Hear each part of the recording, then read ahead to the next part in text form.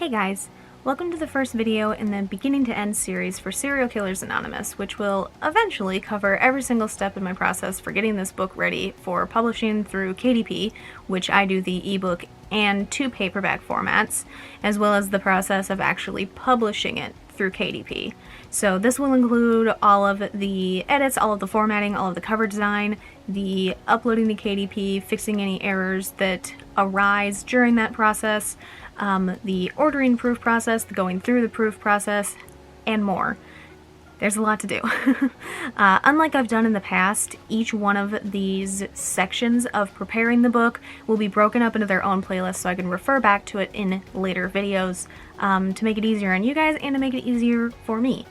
This is video 1 in the rewrite edit playlist, for instance. The other edits are shorter and less in-depth, mostly, so most of those will most likely be 1 video each, so they will all be condensed into one playlist, but I'm already planning on filming relatively often for the rewrite edit, so this playlist is probably going to be longer, so it makes more sense to just have it be one big playlist instead of having like 14 rewrite edit videos in the editing playlist.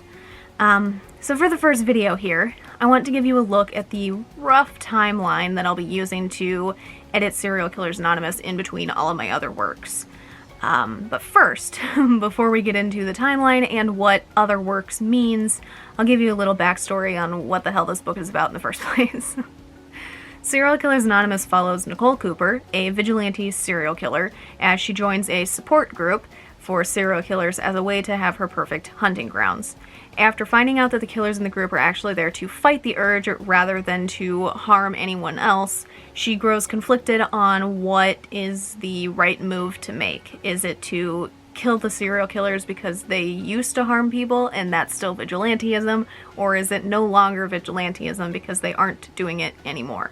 It's a conflict that arises in her personal being, and it kind of flips her world upside down for a little bit. On the flip side of this narrative, we follow a few members of the LAPD, which is Nicole's in the LA area, as they balance 2 primary objectives in their department: tracking down Nicole, without knowing that her name is Nicole, and the serial killer vigilante that fled the country a year prior. Now, let's get into some timeline details and whatnot. At this very moment here on September 7th, 2020, and I originally wrote the script that I'm looking at on August 29th, so I've gone through and edited a few things in it, and I think I got all of them, but if I slip up, I will do my best to correct it. But here on the 7th of September, other work includes, but is not limited to, 7 work in progresses, written work in progresses, freelance jobs, copy edits or proofread edits for clients, and video editing. I'm constantly editing videos for YouTube. I'm starting a copy edit tomorrow, or today, I suppose.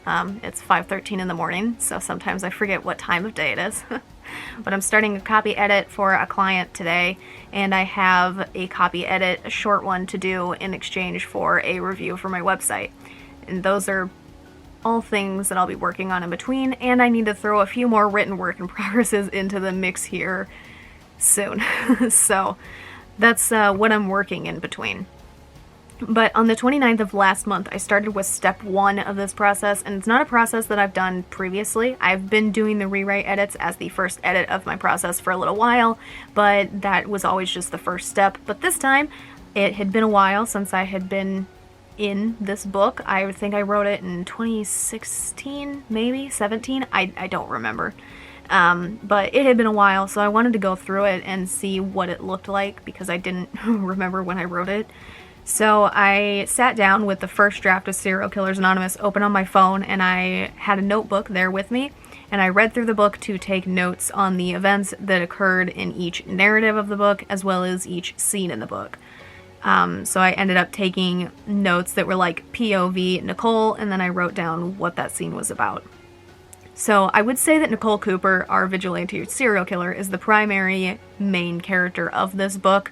We also see POVs from certain members of the LAPD. Chief Jamal Pittman, Detective David Quinn, and forensic analyst Bo Austin. These guys help show 2 other narratives outside of Nicole's. the one that's trying to catch Nicole Cooper and the one that's trying to catch Hangman, which is LA's previous vigilante serial killer before Nicole arose to take over the trash that he left behind. That's the way she phrases it at least a couple times. We also see a few scenes through Wayne Duncan's eyes. He's the leader of the serial killer support group Nicole joins, although he wishes she would stop calling it that. And through him, we see a few different aspects of the world around all of these characters. Why he wants Nicole in the group, why he doesn't, why he eventually comes to the conclusion that he needs her around, etc. These are all things that are pretty one-sided in the current draft, and they're all things that I want to expand in the rewrite edit. I wanted to make note of all of these scenes and narratives before I started Edit 1 in hopes that it would help me figure out where scenes needed to be added or removed as soon as possible, so that way I still wasn't adding scenes in like Edit 7. These notes, of course, were pretty simple, narrowed down to about a sentence per scene, as well as whose POV it was. And then I normally do more in-depth edits later on in this process, like during Edit 4, I think, is where it is. And we'll eventually get into that down the road. This read-through and note-taking process took me 2 or 3 days, I think, and then I began Edit 1, the rewrite edit, on August 31st. The current draft of Serial Killers Anonymous, as in the first draft that I ever wrote of it, is sitting at just over 39,000 words, which makes it a novella. I'm aiming to expand it, obviously. I have many narratives to complete. Nicole, Wayne, Bo, Jamal, David. I have 5 narratives to make sure that each narrative has a complete arc and that the completion of each narrative makes sense for what their original goal was. Currently, for instance, the end of the book is more the completion of Wayne's arc, even though he isn't the primary main character, rather than the completion of Nicole's arc. So some things need to change in the rewrite edit to make a slightly different arc for Nicole that still makes sense with the end of the book, because that won't be changing a ton. And I've already worked some of that into the rewrite edit, and I feel pretty great about it. So seeing the narratives all come together and come into more completion and be more padded out to be complete stories is already great, and I'm not even that far into the rewrite edit. But with this expansion and rewrite edit process, I'm hoping that the edit will take me about a month. As it stands, I'd like it to be completed on or before September 30th. That, of course, depends on how things go. If that works out, I'll be taking a 2-week break, and then we'll begin Edit 2, the Grammarly edit, on Thursday, October 15th. Grammarly edits are pretty damn short, and I plan to give myself until the 18th here, a total of 4 days to do this one, which will also give me a little bit of spare time in case the rewrite edit takes a little bit longer than expected. And again, these are current plans. These are bound to change. They will most likely change. I have chronic pain. I have animals to take care of. We just got a new cat that we're trying to introduce to the old cat that we've got. I'm still working on YouTube. I'm working on other work in progresses. I have other editing to do for clients. I have freelance tasks that I do in between to come closer to sustaining a living. And these are just the goals that I prefer setting, and then we go from there. But I'm still going to run through them as quickly as I can. After another week-long break, I will hopefully pick up on Edit 3, which is my developmental edit, on October 26th. This one takes a while, and I'm going to learn from Letters from a Madman this time, and give myself a whole month of wiggle room on this one. And I'm hoping to finish Edit 3 on November 26th. Because this one is a more intensive edit, I take a whole bunch of notes and then go through the plot again. I plan to take a 2-week break after that one and then pick up with Edit 4, which is the copy edit, on December 11th. The plan is to give myself until the 25th to finish this one. Starting the next day, a Saturday, I hope to start planning out my beta reader questions, and will hopefully send it out to said beta reader on Monday the 27th. Though it never takes my betas very long to get through one of my books, I plan to account for the holidays here, and will ask her to have it back by January 10th. Hopefully.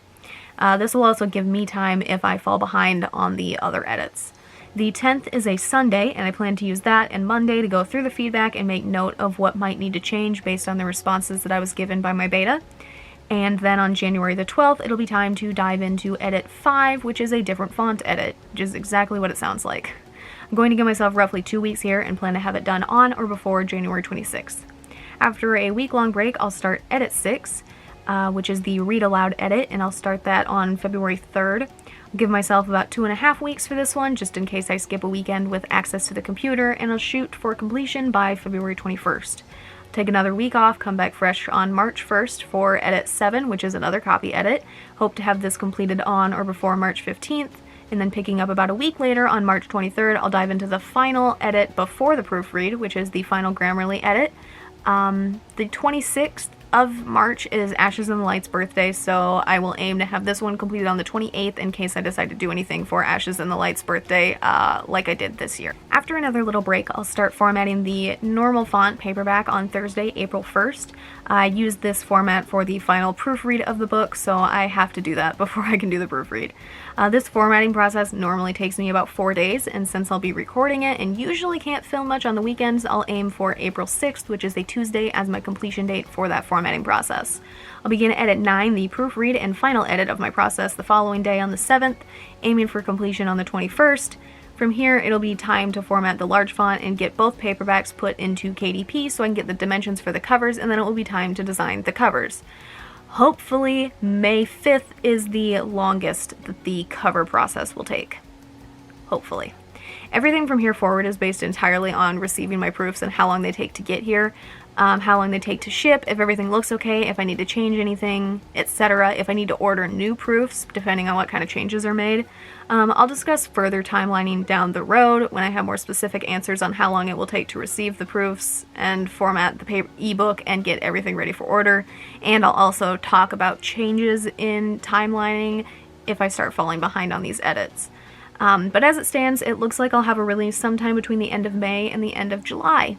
Pretty exciting. I hope you guys will stick with me through this process, and as always, feel free to ask any questions that you have about any of this down below.